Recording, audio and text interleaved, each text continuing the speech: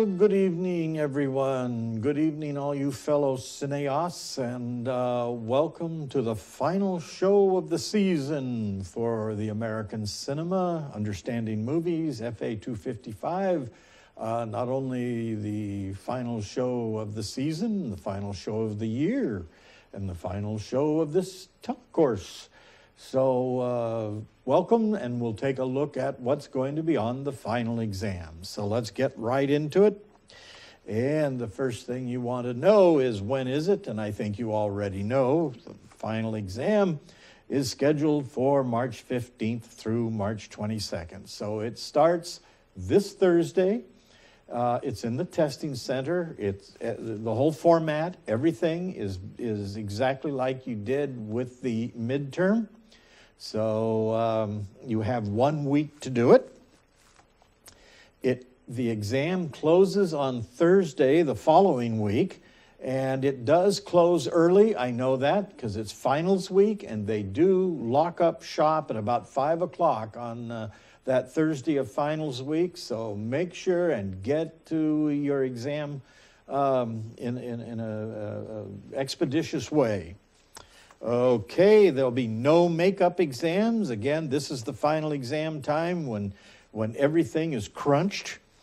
And check Saturday hours. I'm sure just do what you did during the midterm and you'll find everything works okay. What kind of exam? Again, it's just like we had during the midterm. It is an objective exam, again with 50 questions. It does cover everything from the midterm through this week, since this is dead week pretty much. So that's what's going to be on it, and then specifically we'll look at that. Study guides are now available on Moodle for you to download. I finally got that up. I made a couple of changes, but I got that up for you late this afternoon. I think you'll like it. If you haven't looked at it this time, be sure and look at it. I think you're going to like it. And all I can say about that is Happy St. Patrick's Day. Okay.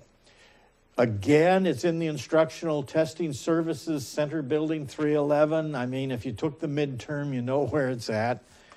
And remember, I want to always emphasize this, remember that photo ID is required. And again, if you took the midterm, you know these things. And again, you can take one 3x5 note card with you. And always be sure to check and verify the hours of the testing lab because you don't want to be locked out. And always follow the center's rules and requirements. If they ask you to remove your hat, you remove your hat.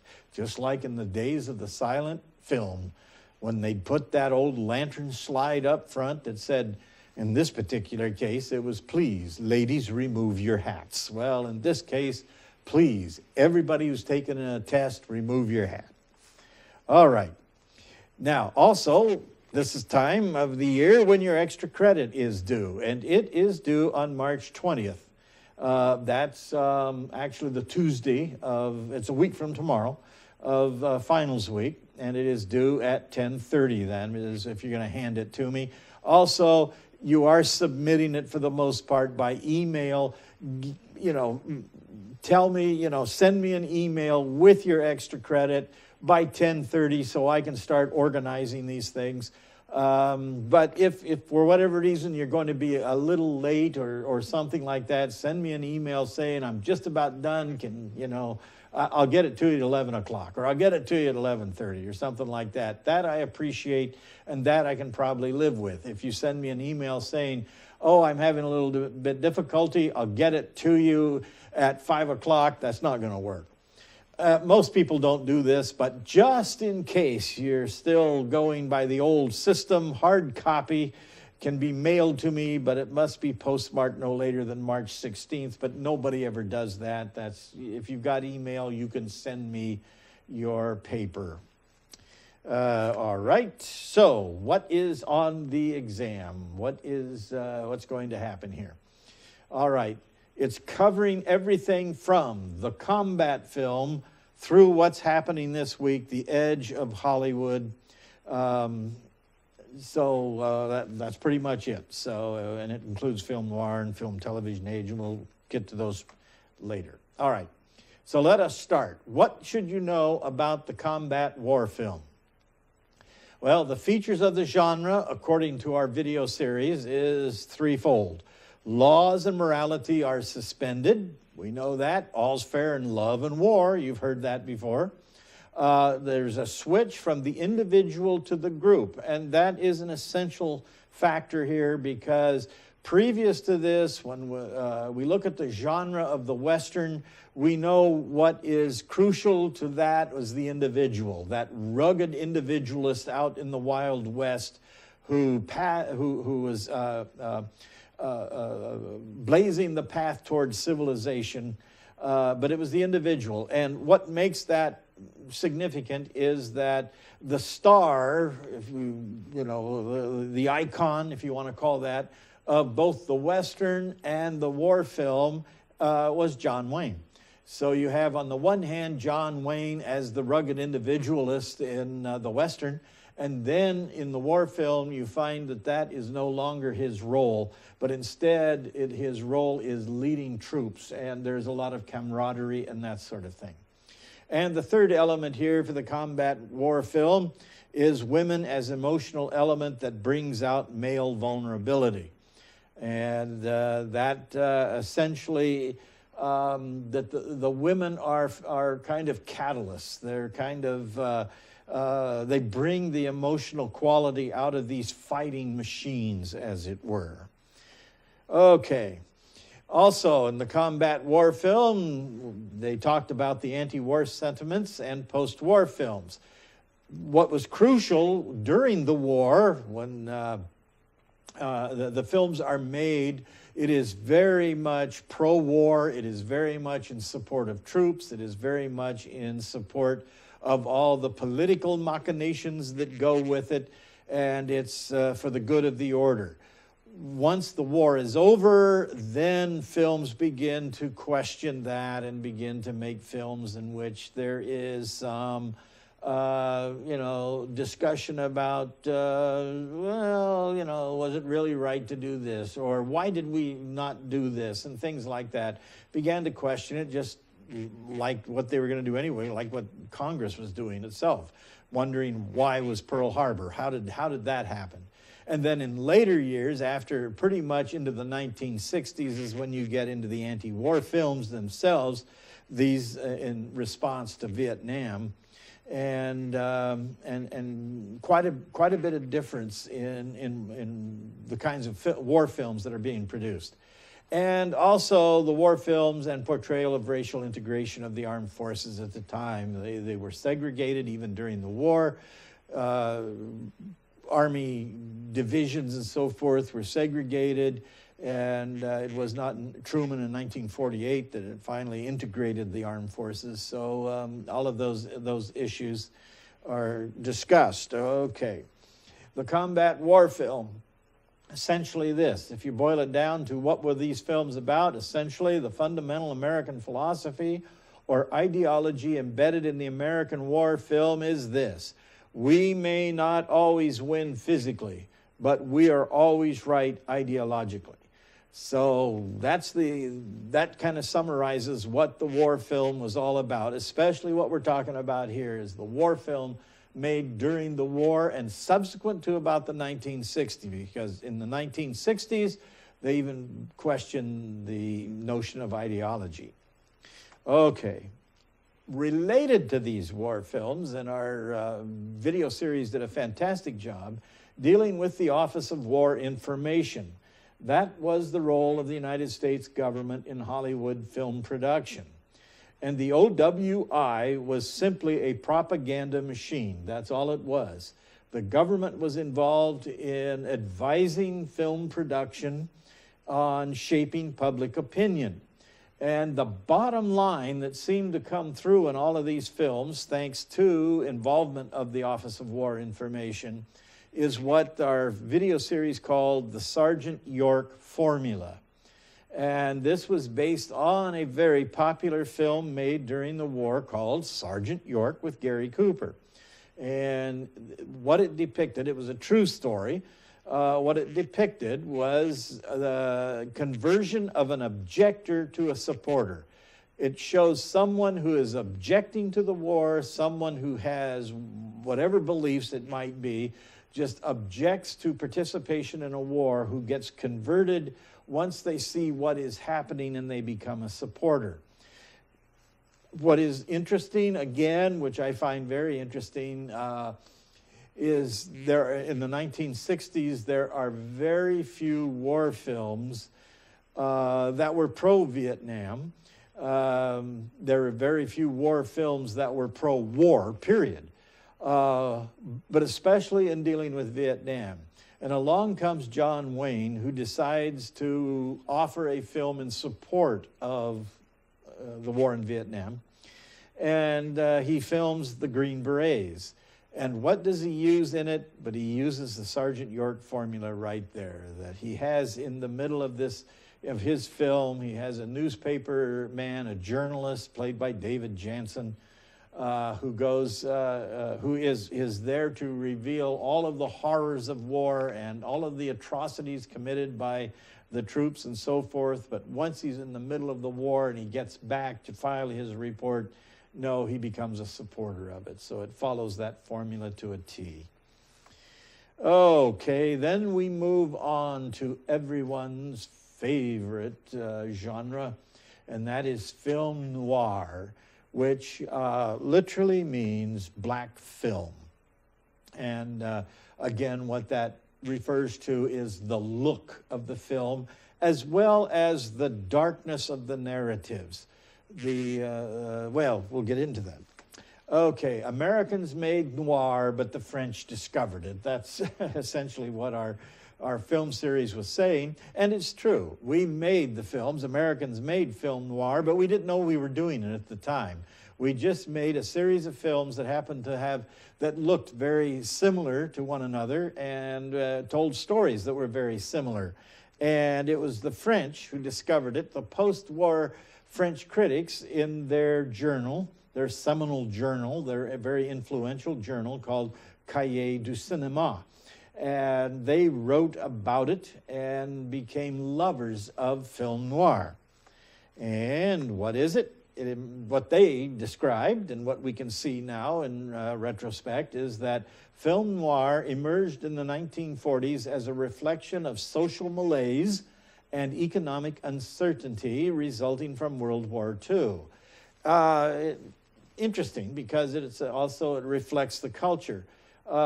Things are falling apart. No one knows how the war is going to end. It's a horrifying time. But we don't get too many of these film noir. The closest we kind of come to this would be some of the B movies, still crime movies that were going on at the time, but they were more or less being filming crime with a very unique way, with lots of light and shadow, this sort of a thing, and mostly because, as I argue, and this has been my case for a long time, they did it because it was cheap. It was a lot cheaper than doing this by putting people in shadow and things like that, and making and suggesting ideas.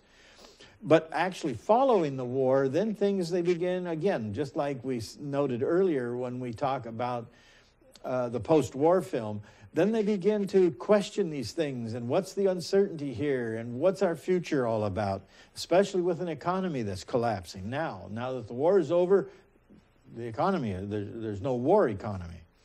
And then it is considered a film movement extending from the early 1940s to the late 1950s. The crime films of this period are noticeably different in theme and style and mood from those made before or after. And essentially, they always say it starts with the Maltese Falcon. Yeah, it looks it. It's the beginnings. You can find it in the Maltese Falcon. You can begin to see how this is starting. The seed is being planted. And then it ends in 1958 pretty much with Touch of Evil, a film made by Orson Welles, which is very, very much epitomizes what film noir is all about. And what is this thing that attracted the French to these films and attract us to it even today? That is simply this. The settings that we find are usually in the darkest part of a town that's urban. And the way it's filmed, they always have rain-slick streets.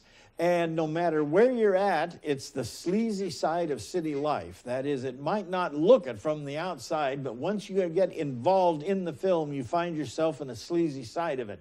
This is the place where you find lots of the things, the dregs of a society. But more important is it's a theme, or actually, let's go with this first. Yes, the themes. What you find with this are characters who are alienated, and it's very much all of our figures in these films. Everyone involved is somehow alienated, not only from themselves, but alienated from their society. They're alienated from humanity, it seems. And that all comes to the existential environment. There is no exit. You're just not going to get out of this alive. It's just you're doomed. That's the bottom line. As such, these characters that come across are amnesiacs in many cases, and that's true. They like to use this. Someone who finds himself unable to remember why he's where he is. Someone who has trouble remembering, well, what happened? Why was my wife murdered? And who did it? I don't even remember this. And then there are antisocial loners. A lot of them just simply, for whatever reason, find themselves outcasts. And there also, another ingredient into this is the assertive women.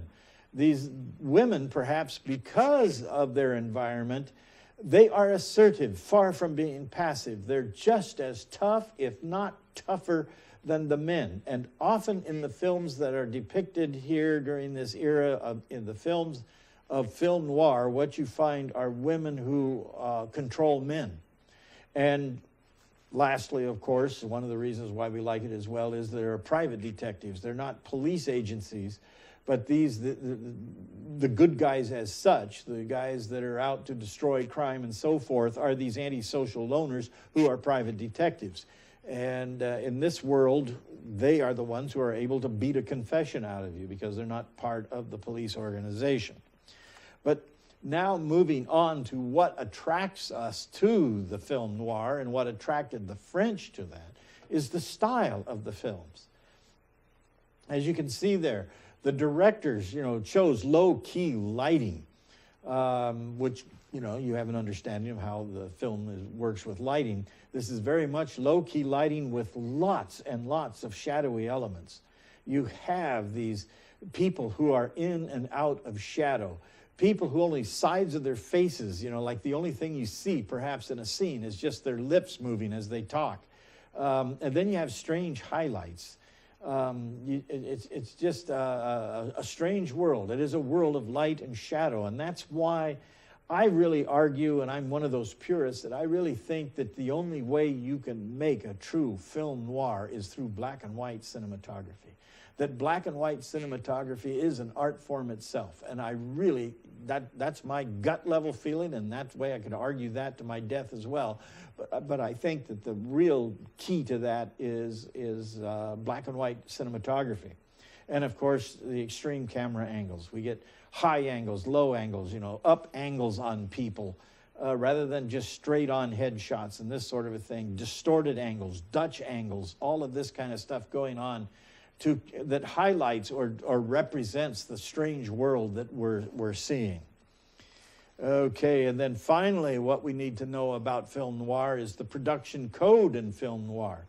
Because what we have at this time is that film noir often alluded to prohibited subjects without directly violating the production code. Yes, there were lots of things that they alluded to. Lots of affairs, lots of loose sexuality is what they'd call it at that time. All of this going on without directly getting any prohibition from the production code office. In other words, everyone knew what was going on, and they did it cleverly that way, without violating it, without insulting anyone. And then the gender issues, assertive, if not aggressive females, and women as femme fatale, very much in evidence here. So the question that comes out of this, though, is Is it a film genre?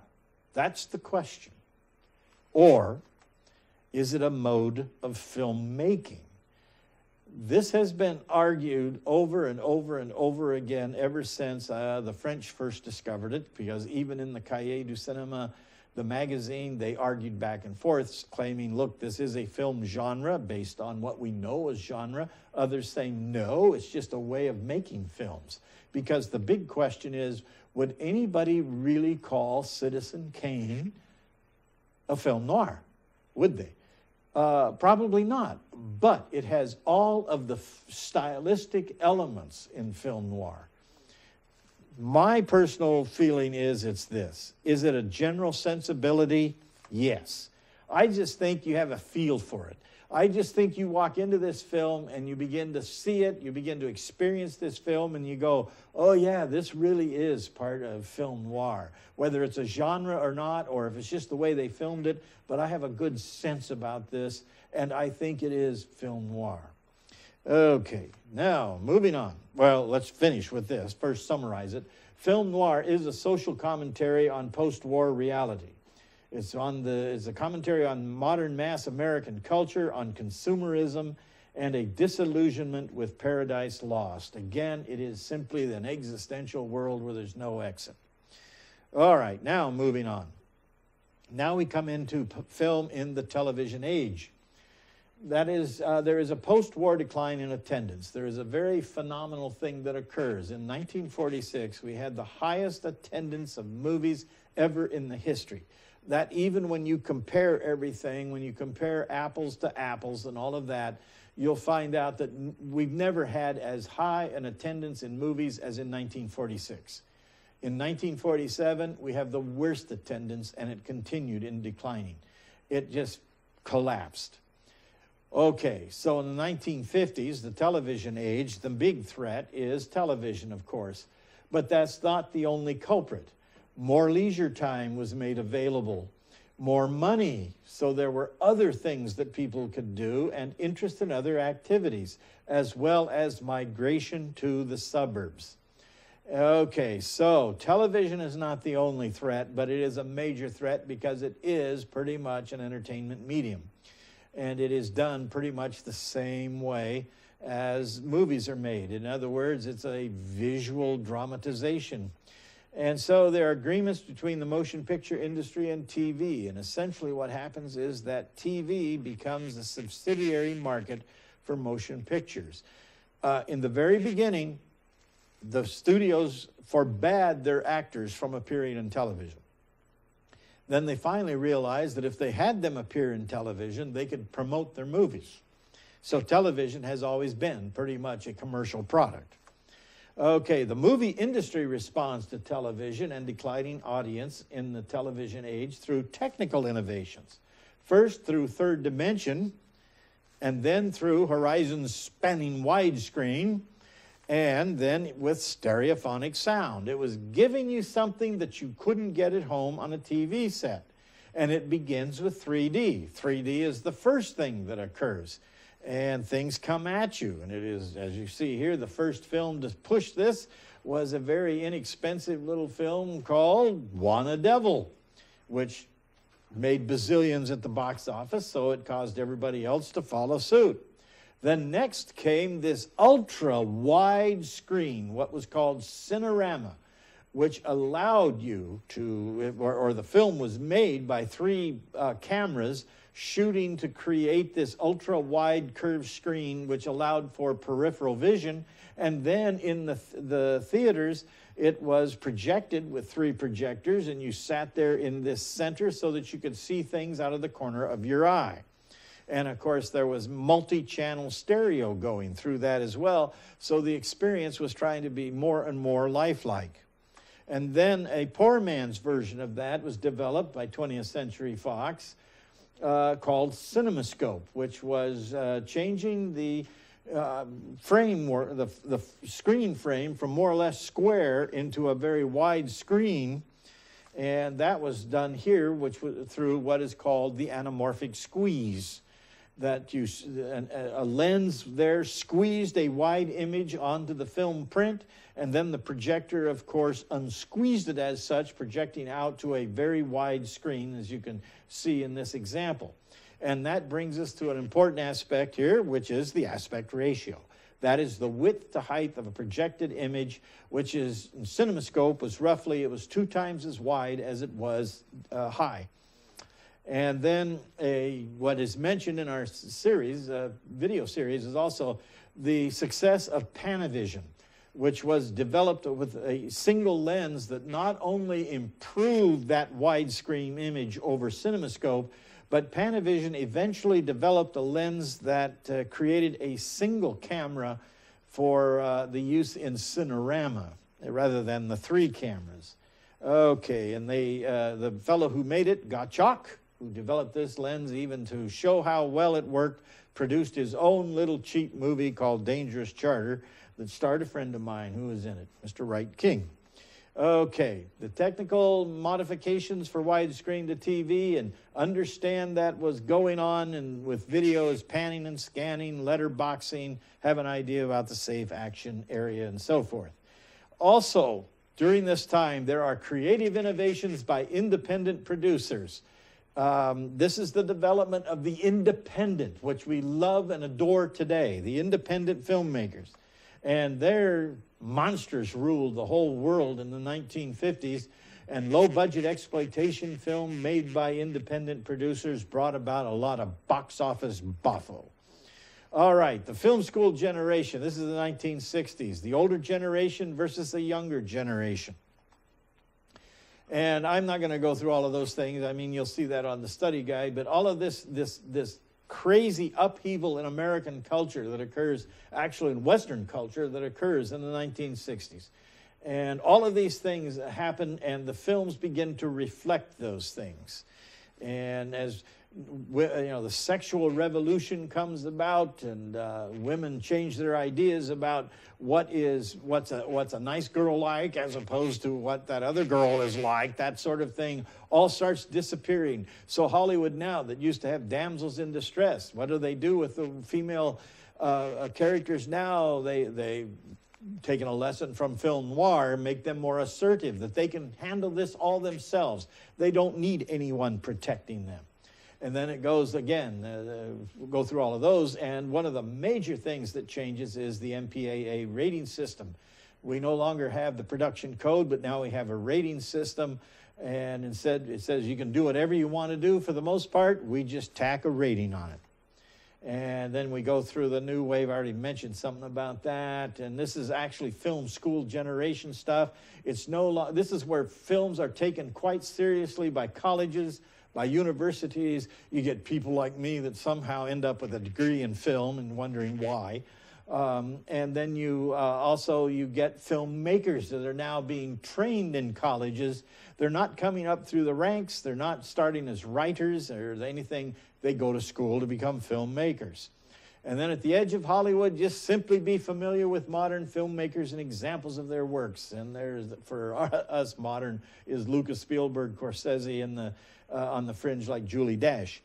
And then I'm not going to go through all of that kind of stuff, but that's the new, the modern type of film, including the gay new wave and minorities and how much influence they have on movie making. And then finally, it's the new media. We started with the oligopoly, and now we move into this whole idea of synergy where everything is tied together. So that's pretty much it. So remember, you know the rules. Take the exam, do all that stuff, and that's it. This is it forever. Bye. See ya.